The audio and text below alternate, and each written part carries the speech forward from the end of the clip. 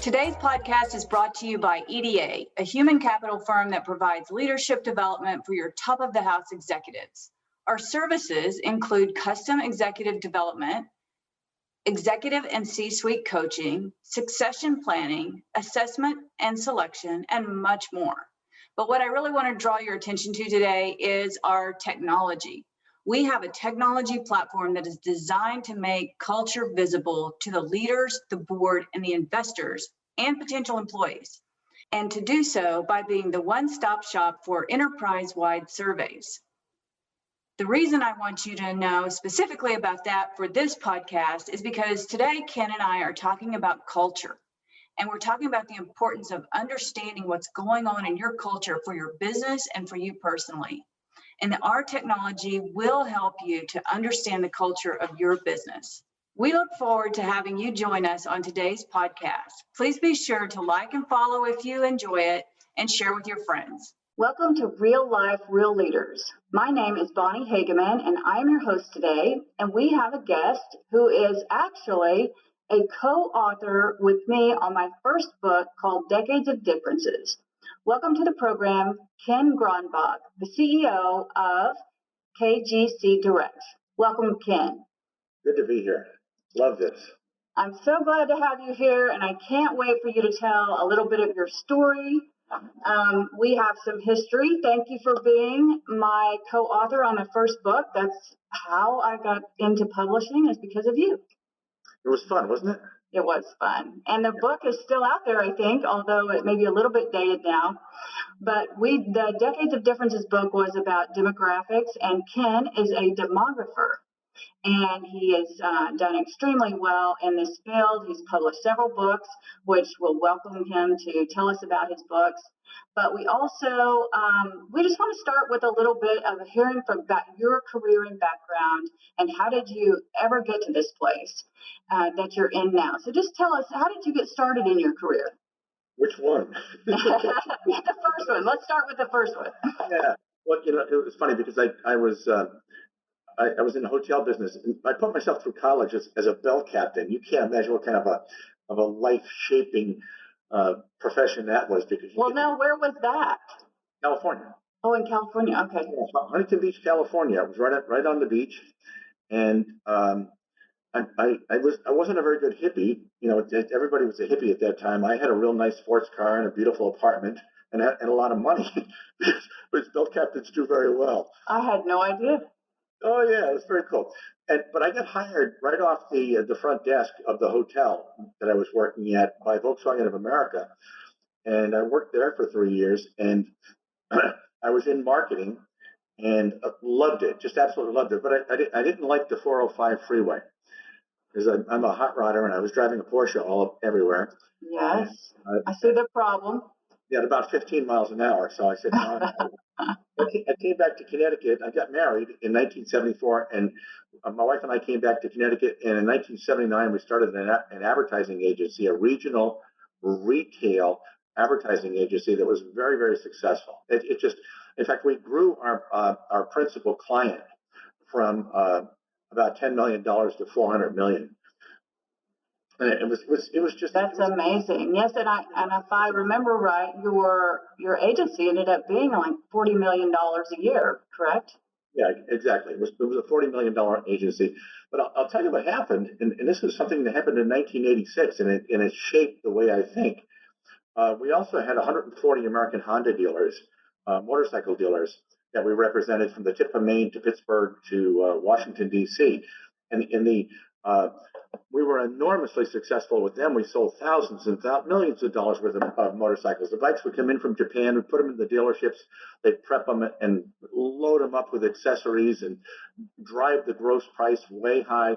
And we'd sell them out to the piece until 1986. When 1986 came along, the bikes came in, and I got a call from American Honda, and they said, "Ken, did you run the ads?" And I was like, "That's not a good question." I said, "So what's up?" And he said, "We don't have any traffic in the dealerships." But Kawasaki, Suzuki, and Yamaha had exactly the same problem. And I said, "So it's not me. It's some phenomena in marketing. And he said, yeah, but what is it? He said, this stupid bike that's made in the United States, this big slug of a bike called Harley Davidson is selling like crazy. What we did is we discovered, by 1982, we 80% of the dealers closed. Wow. And we didn't have any answers. And this was your biggest client? Well, it was one of my biggest clients. So by 1996, we discovered that the reason, and this was an off-the-cuff discovery because we were trying to figure out why Generation X that was born 1965 to 1984 was not participating in the political process. 1996, you had Clinton versus Dole, and this Generation X, was not voting or running for office or giving money or giving of their time, nothing. And we just thought they were a bunch of lazy, slacker couch potatoes. And bottom line was, when we counted them, I had our research department do homework on them, and they came back and said that the Generation X will never perform at the level of the boomers because they're too small. There's 69 million of them compared to 80 million boomers. And from peak to valley of the boomers to the trough of Generation X, it's like a 35% free fall. So what you have is a hole in your population, big hole. Yes. What it did, now, I know you don't want to, be giving this a total thing on demography, but what that did for me is it overwhelmed me with because I said, I need to understand this because no one is talking about this. No one. People don't know there's a hole in our population, and then this hole in our population, we went back and looked at it. The Generation X closed maternity wards. They shut down the toy industry. They shut down bicycles. They shut down automobiles. They shut down motorcycles. And in 2008, they shut down housing. And no one knew why, because the bottom line was that they just didn't exist. They weren't born. And why didn't we have enough labor to serve the baby boomers? And the bottom line there was Generation X was too small. So that's what sucked in all the Latinos from Mexico. Just the Latinos. Without them, we wouldn't have a country in 2050. But and even that, and so we talked about that in the book because while the Latinos came in and did help with the gap in just the dip in population, they were coming in at entry levels. And so, like in companies, you didn't have the management and the executives because they had to begin at that entry level, often just labor, and then start working their way into citizenship and education and all of those things. Precisely. And that's exactly what's happening right now, and that's exactly how I present it when I get up in front of audiences. Actually, I spoke 3 times last week. It's awesome. But I changed my career. I shifted my career. I watched our advertising business get into a very precarious position because our largest client, which was this retailer that we grew to 400 million, I knew if we lost them, and we had them for 20 years. Advertising agencies don't keep clients for 20 years. They keep them for 4 or 5. We were amazing in that once we lost that client, there was a wonderful excuse for me to shift gears and to get into another career. And then I really wanted to get into demography. Mm-hmm. I didn't know how to do it, but I wrote a book in 2005 and then prayed it would sell. And then when you write a book, people think you're smart. You remember? And so people start hiring you to speak. Well, you are smart, but yes, go ahead. I wrote the book in 2008 called Common Census. And then I wrote another one in 2005. And then 2008, I wrote The Age Curve. And then in 2011, we wrote the Decades of Differences Together. Yes. And then in 2017, I wrote Upside, Profiting from the Profound Demographic Shifts Ahead. But this is what I do now. I do research, I write books, and I speak. And I absolutely, just like the roar of the grease paint, once you get up in front of people, you can't not do it. Well, if you're geared that way, we should say, because, some people, that's still their biggest fear. However, I'm glad you mentioned the books because, the Common Census was an outstanding book. it was probably your least known because you've had much bigger publishers since that time. But that was really an outstanding book. I'm sure I know the age curve is great. I haven't read the upside yet.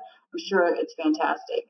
But people do bring you in to talk all over the world about this demographic issue because it is a huge issue. If you think about a business, you have this graph that you share, which we can't really show right now, but where you show, if you're selling motorcycles and you have a huge dip in the population, then, your motorcycles obviously are not going to sell. And you can see like your motorcycle going off the cliff of this dive in the chart.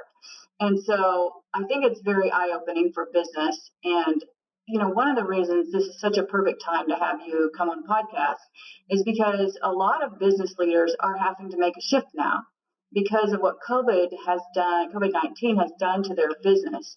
And so, talk some more about, I asked you what was the hardest thing, and you said making the shift was one of the hardest things.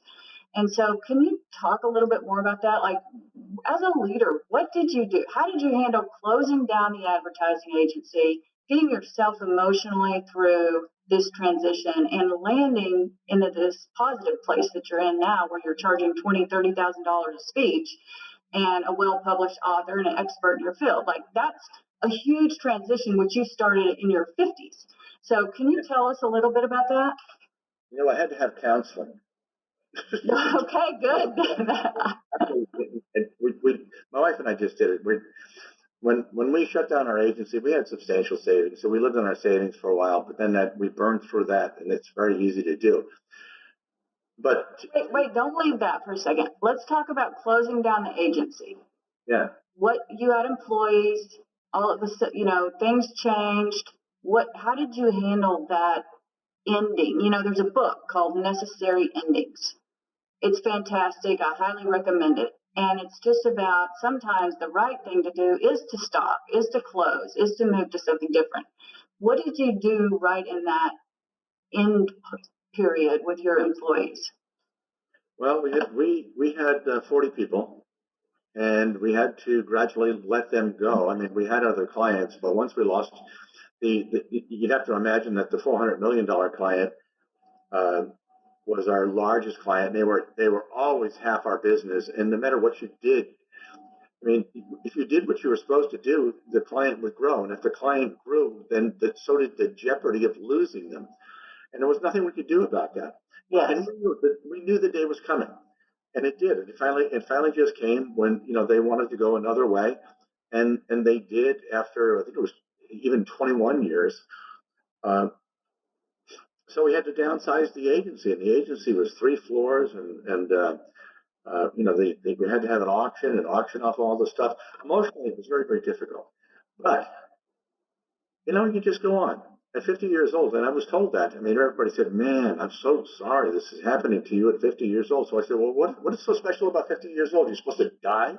No, you figure it out. And what I really wanted to do was to tell the world about my discovery in demographics. And I'll tell you what was so different about my discovery.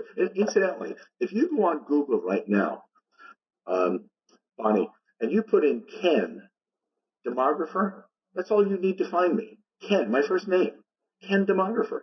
You know what that means? You know how many demographers there are on the planet? There's probably about 800 or 900. I mean, I don't even know any. And when I found, I eventually found the State Department demographer, a guy by the name of Nicholas Eberstadt, PhD, Harvard. And we got together in Washington, D.C. and compared notes. He said, the difference, he said, you're different in 2 major ways. He said, 1, you can explain this.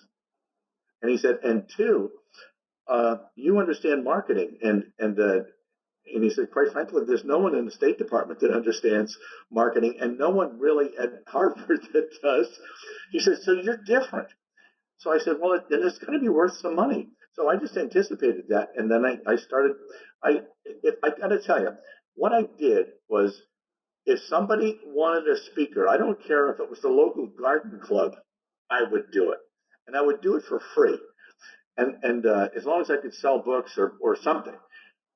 But the bottom line was then people started insisting that they had an honorarium, and so the money just started to flow, and then eventually, I mean, my standard fee right now is $25,000, and my range is 25 to 30. If I don't speak out of the country for less than 30 because it doesn't pay me. Yes. But it took, you know what the bottom line was, and my wife tells me this all the time. She said, "You were willing to do the work, and that's it." We beat our brains out because we didn't start making really good money when we wrote Common Census in 2005, but it was about 2009 before we started making significant money, and now it's wonderful. So how many years was that from start to finish before you till 2009? What was the year you started? I started speaking even while we still had the advertising agency, so that was around the year 2000. So it took So about 9 years for your overnight success. I would say 7, 8, 9 years.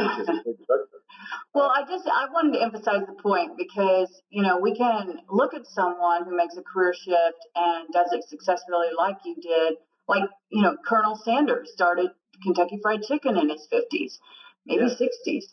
But we look at them and we think, okay, it's not that hard. But, like you said, you put the work in it, and it does take a lot of work, and we have to be willing to do that because it's starting over. Actually, there's a song about that, starting over. Starting over, and it's also there's a song about nobody wants to know you when you're down and out. Yes. It takes either you do it or you don't do it. It's not going to be given to you. It's not going to be handed to you on a silver platter. If you want to change careers, if you're going to pull yourself up by the bootstraps at age 50, you have to do it yourself. Mm-hmm. Well, and you make a good point about nobody, wants to be with the down and outers because I've found that in the most difficult times in life is when you find out who your real friends are. Right. And you really don't know. And I've been through very difficult times, almost filed bankruptcy after the 2008 crisis, been through divorce, other difficult times in life. And I've always been surprised at the ones who I thought were my friends who weren't, and the ones who I didn't know were such good friends who were. Yeah. And so it's, you really don't know until you have the difficult times. People's character tends to surface when the tide's out. Yes. I mean, everything looks fine when the tide's in. Tide goes out. Then you know. That's when you know. That's when you know who your friends are. That's exactly right. So, I was just thinking about, your successes. What is your focus right now? Like when you wrote The Upside, is the focus really on how to take all this great information and apply it to your business? Actually, my focus is, and I just spoke to bankers last week. Let me just set the stage for this just a little bit. I believe they were Missouri bankers. I'm sorry. Okay. I live in Missouri, so that's why that's important. Yeah. Missouri, and they were wonderful people, and it was a really big room full of bankers, and but I'm looking out at the audience, and when I get up in front of them, and this is what I said to them. I said, "How many African Americans here?" No hands. No hands. There was one person who was in charge of my AV who was African American, and I warned him beforehand that I was going to do this. I said, "Okay, how many Latinos are here?" There were 3. How many Asians are here? There were none. I said, "What is this, honky heaven?" I said, "Seriously, guys." I said, "You do realize that there is a whole generation called the millennials that were born 1985 to 2004, and there's 88 million of them. They're bigger than the baby boomers. Huge difference, bigger than the baby boomers. And they're headed right at your business. How are you going to handle them? Because they are racially diverse." I said, "You do realize that your clientele is about 45% diverse. And if you don't have a single African American, you have 3 Latinos and no Asians in here, you're living in a bubble. And I said, what COVID has done to your marketplace is it's cloaked a major change, and you need to get rid of it. And I said, you want to talk about Black Lives Matter? I said, I'm going to show you a picture of a Black Lives Matters protest, and you tell me what's wrong with the picture. And I put a picture up, and I said, what's wrong with this picture? And what was wrong with the picture is there were several hundred people, and there were 2 African Americans. Oh, wow. Yeah, and I said, the culture you're going to be dealing with is sympathetic towards this. And if you're not understanding, I'm not asking you to have a fake sympathy. I'm asking you to understand what is happening to our culture and what is happening to your market. I said, because the most important question you can ask yourself in this particular environment is, how big is my end user market? And is it getting bigger or smaller? Because if it's getting smaller, I have a problem. If it's getting bigger, I have an opportunity, and I need to cash in on this. I said, you want an example? I said, I watched Harley Davidson put the Japanese motorcycle brands out of business, but you know what happened in 2008? Is the boomers aged out of being able to hold those things up at lights. Yes, so that changed their market. It changed their market entirely. I said, so what you need to understand, Missouri bankers, is that your market has changed, and you need to change accordingly, and you need to change everything. And the best way to do that, and they said, yeah, what is it? And I said, hire millennials, and they'll tell you, because you're not gonna reach your customers through radio or TV or billboards or newspapers or magazines anymore, because they don't use them. I said, and your whole new customer base is that young person. I said, but let's talk about baby boomers, because baby boomers have $12 trillion in the bank and $20 trillion in the stock market, and they don't have dying on their punch list. I said, what kind of financial services are you going to offer them? Because they are going to retire at the rate of 4 million a year. And that's going to change everything about your market. So that was my story to them. And when I left that, I mean, I could tell a lot of them were shocked, but I would immediately, people were shaking my hand when I got off stage and thanking me and say, thank you for waking up our industry, because things are changing so radically. So if you want to shift in your career, if you really do, you really need to be sensitive to the changing market. And the market is like moving. And when something like COVID happens, it cloaks the change, but then it happens suddenly. And that's what's happening right now. I agree. I think you're really good at waking people up, and I think the things you're saying right now hopefully will wake some people up, because, I think about what you said a lot about, get in front of a market that's going to be on the going up. Yeah. And get out of markets that are going to be going down. And, we're building some technology that is about culture and making it visible to leaders, boards, and investors. And, that's in front of a market that is coming fast because of ESG and things like that. And the corporations, they really have to pay attention to culture. But you're taking it even to a bigger level. And I hope our listeners are hearing what you're saying is pay attention to the global culture that's happening, and pay attention to that with your business. Like, don't put your head in the sand like these bankers you were talking about, and not provide services for the aging population or for the millennials, because those are the markets you can get in front of. And by the way, I've been doing some research and some writing with some of the executives at Rand Corporation, which is it is the original government think tank, the one that they have relied on for all these years to provide them with great research and some of the best minds in the world to think through problems. And what we're writing about is longevity, and the fact that we've actually gained about 30 years from just a few decades back. And so where people were dying in their 70s, now they're living to be 100. And so what we've gained is time. And so it's a really great time to think about getting in front of that market too, just like you said, the ones who have the money in the bank. Do you have any idea what's going to happen here? The Bible says 70, and then you die. That's 70. I mean, I'm not buying into that, not at all. Here's what's going to happen, Bonnie, to healthcare, and then healthcare is going to do something that is going to change business and industry and management and talent in the United States, and that is who has money right now? It's the baby boomers. The baby boomers are currently 57 to 76 years old. The body breaks at 75. That's when you start needing a lot of health care. The boomers have so much money, and the boomers don't have dying on their punch list.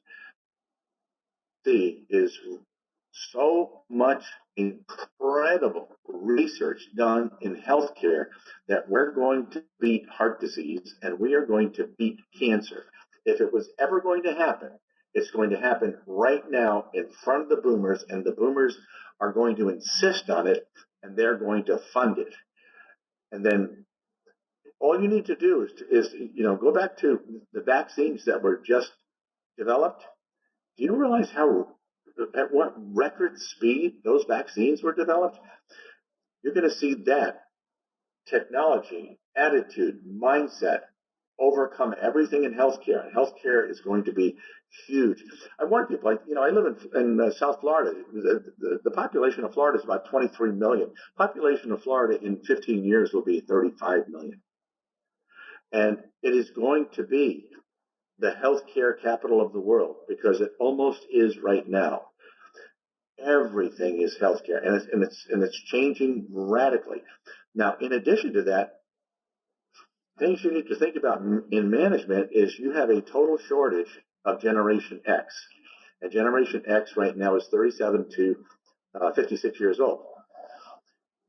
Right on the heels of them, 17 to 36 years old, are the millennials, and the millennials are going to provide you with the best talent you've ever seen. The only problem that you're going to have is you can have 3 generations in the workplace, and you are literally going to have baby boomers and Generation X being led by millennial managers, and that's going to be a challenge in itself. I've been telling folks, I'm a real fan of Chief Human Resource Officer.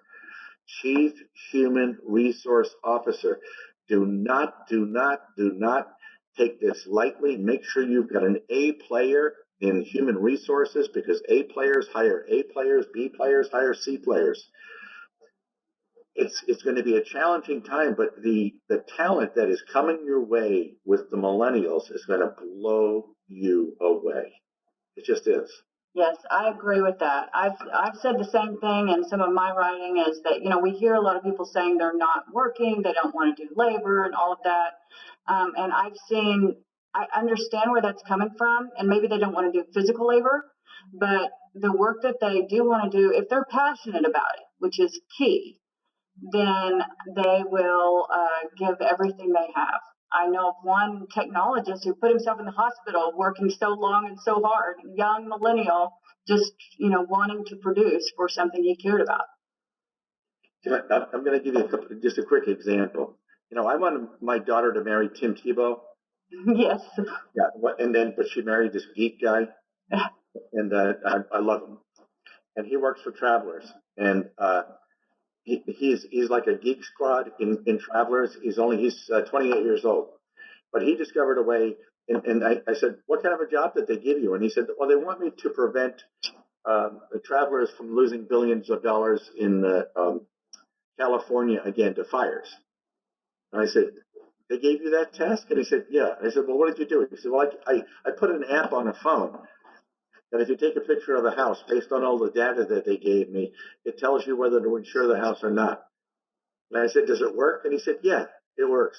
That's fantastic. I said, are you kidding?